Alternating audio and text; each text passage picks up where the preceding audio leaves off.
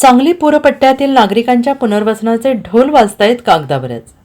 पुराचे पाणी ओसरलंय, घरं पाण्याखाली गेली, संसार उद्ध्वस्त झाले. आता पूरपट्ट्यातील घरांच्या पुनर्वसनाचा मुद्दा पुन्हा चर्चेत आणलाय, तोही पालकमंत्री चंद्रकांत पाटील यांनी.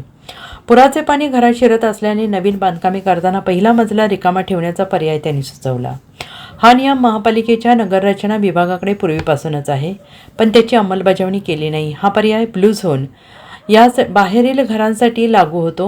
मात्र मग बफर झोनमधील घरांचे काय? पूरपट्ट्यातील नागरिकांच्या पुनर्वसनाचे ढोल पुन्हा वाजू लागले आहेत, पण प्रत्यक्षात आराखडा अंमलबजावणी पूर्वीप्रमाणे कागदावरच राहणार आहे, असं मत जाणकार व्यक्त करताना दिसत आहेत. सांगलीकरांनी आतापर्यंत 3 मोठ्या महापुरांचा सामना केला. यंदाही कृष्णा नदीने 43 फुटांवर पाण्याची पातळी गाठली होती.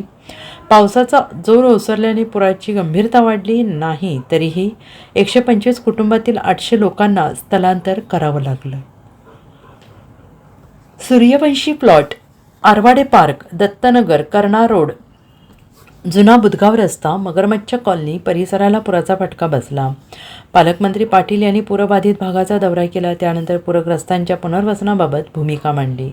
पूरपट्ट्यातील नागरिकांचे अन्य जागेत पुनर्वसन करणे, पूरपट्ट्यातील नवीन बांधकाम करताना खालचा मजला रिकामा ठेवणे, नाल्यांची रुंदी वाढवणे, नाले खुले करणे असे अनेक पर्याय सुचवले. पण त्यात अनेक अडचणी आहेत. जलसंपदा विभागाने 43.5 फुटांवर बफर झोन जाहीर केला आहे आणि त्याच्या आतील बांधकामांना परवानेच दिले जात नाहीत.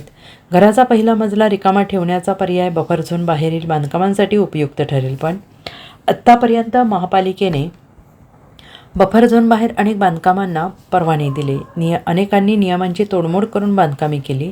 पहिला मजला रिकामा ठेवला नाही, परिणामी या मजल्यावर घरात पाणी शिरण्याचा धोका मोठा अधिक आहे.